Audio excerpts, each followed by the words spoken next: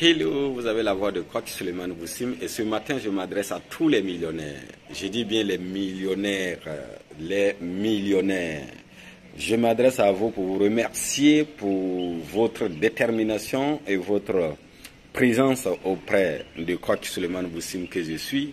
Et je voudrais à travers cette vidéo interpeller tous mes frères et sœurs africains qu'ils doivent comprendre que je suis terminé. Nous sommes. Aujourd'hui, ils nous ont fait savoir que nous devons parler de l'individualisme et que chacun devait compter sur soi. Je voudrais ici, par cette vidéo, vous dire que personne n'est rien sans les autres. Nous sommes désormais. Alors, à travers cette vidéo également, je voudrais vous en parler également de la situation de Dubaï. Vous voyez, vous allez remarquer que ces derniers temps, il y a eu tellement de sorties. Et les autorités de Dubaï ont interdit presque tous les pays africains de séjourner à Dubaï. Et en rapport également avec ma conférence avec Gimta International et Dubaï Award, qui est en tête organisée, les démarches nous ont vraiment très fatigués. Ainsi, j'ai dit non, il faut que j'en parle. Parce que si nous, les Africains, nous continuons à penser qu'il y a d'autres pays plus meilleurs que nos différents pays et que nous devons nous rencontrer peut-être pour lever nos mentales, alors que nous pouvons bien le faire ici en Afrique, je dirais que nous n'avons pas encore compris. Alors, vous allez remarquer avec moi que depuis le début de la semaine passée jusqu'à cette semaine, je suis très rare sur les réseaux sociaux, très occupé en train de poursuivre et je suis aujourd'hui en ce moment au niveau de troisième personne qui me promet me trouver les visas. Alors que dans le temps, pour obtenir le visa de Dubaï, c'est en un claquement de doigts et aujourd'hui c'est devenu une affaire. Et pourquoi? Nous qui décidons de nous lever chez nous, aller payer des hôtels, payer de la nourriture, augmenter le chiffre d'affaires des hommes d'affaires de Dubaï, payer tout ce qui va avec, leur augmenter leur économie, on nous fatigue pour nous donner des visas. Mes frères et sœurs, réfléchissez un instant. Si nous avons compris et que nous avons enlevé l'esprit d'individualisme en nous et que nous nous mettons ensemble, qu'est-ce qui peut nous empêcher de construire le Dubaï d'Afrique, de construire une Afrique plus meilleure que Dubaï, d'Afrique, des pays modernes avec les hôtels 5 étoiles, avec les hôtels 7 étoiles, c'est possible. Et cela m'amène encore à parler de notre tontine structurelle que nous avons mis en place dans le réseau des millionnaires, dirigé par Madame Kameni depuis Belgique, qui se déroule très bien. Juste ici vous dire que avec ce genre des initiatives, il est possible de construire n'importe quel bâtiment et n'importe quel paradis sur terre. C'est pourquoi nous devons revoir notre manière de voir les choses et nous mettre ensemble. Car pour moi, à seul, on n'est rien. Peut-être qu'on ira vite, mais on ne va nulle part. Alors qu'ensemble, on va jusqu'au sommet, on construit une Afrique meilleure et on est solidaire. Vous voyez, avec les réseaux des millionnaires, avec les tontines structurelles dirigées par Madame Kamini, nous avons la possibilité de construire, je dis bien, un pays avec quelques personnes qui ont décidé de se mettre ensemble. Imaginez-vous, si tous les pays africains, quelques leaders ou encore quelques personnes qui se font confiance, ont décidé de se mettre ensemble, qu'est-ce que nous n'allons pas faire? Mais pourquoi nous devons continuer à penser qu'une seule personne pourra être un Dangote? Mais je dis même, un Dangote, qu'est-ce qu'il a pu faire d'extraordinaire? Rien qu'à part le plus riche, être le plus riche de l'Afrique. C'est tout.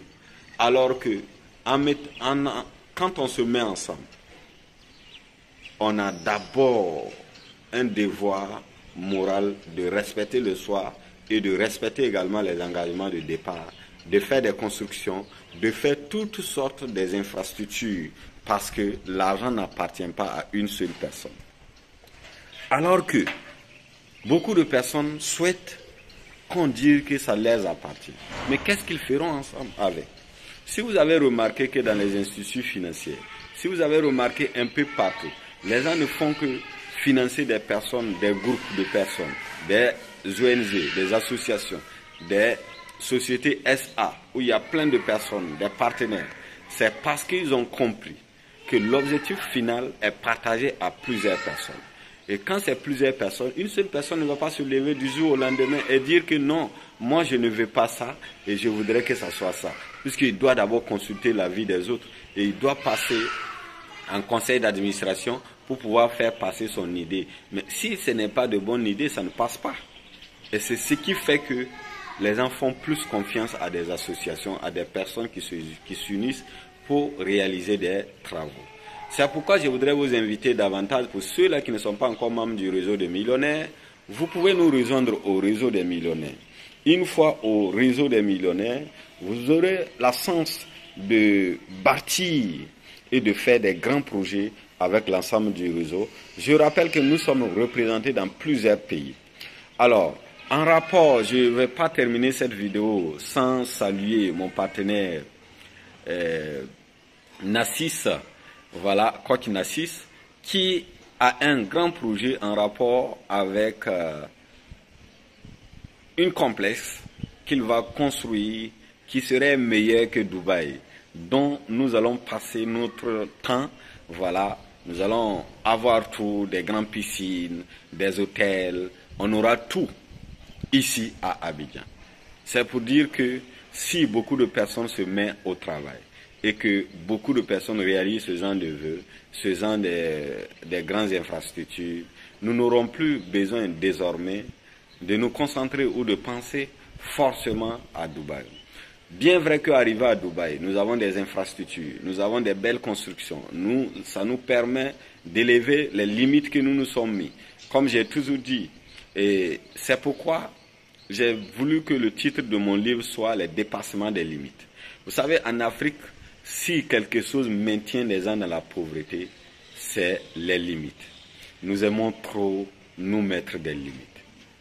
Et en un rien du temps, on atteint nos limites et on se dit que tout est fini. Je vous rappelle que nous pouvons dépasser nos limites. Je vous rappelle que nous pouvons dépasser nos limites.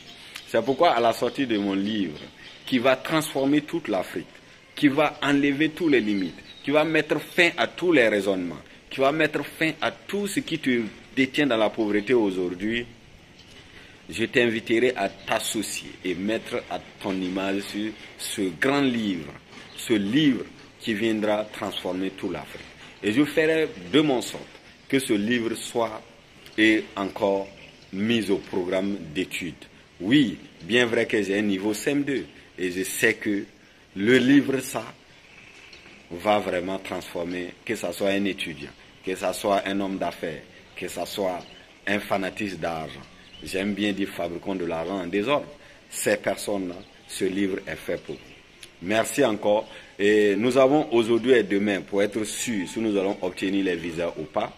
Mais nous comptons répondre présent à notre engagement du côté de Dubaï parce que nous tenons vraiment à ce que nous avons dit, quels que soient les obstacles. Et c'est pourquoi nous continuons de nous battre. Merci encore. Si quelqu'un a des relations au niveau de Dubaï et qui pense qu'il peut nous aider également à obtenir des visas, nous sommes plus de trentaine de personnes qui devraient se rendre à un séminaire à Dubaï, mais confrontés à des difficultés d'obtenir des visas. Merci encore et surtout bonne journée à vous. Prenez vraiment soin de vous. Et voilà, il fait jour encore. Nous sommes un mercredi et je vous dédie cette vidéo pour vous transmettre mes énergies positives. Et surtout, prenez bien soin de vous. Bye.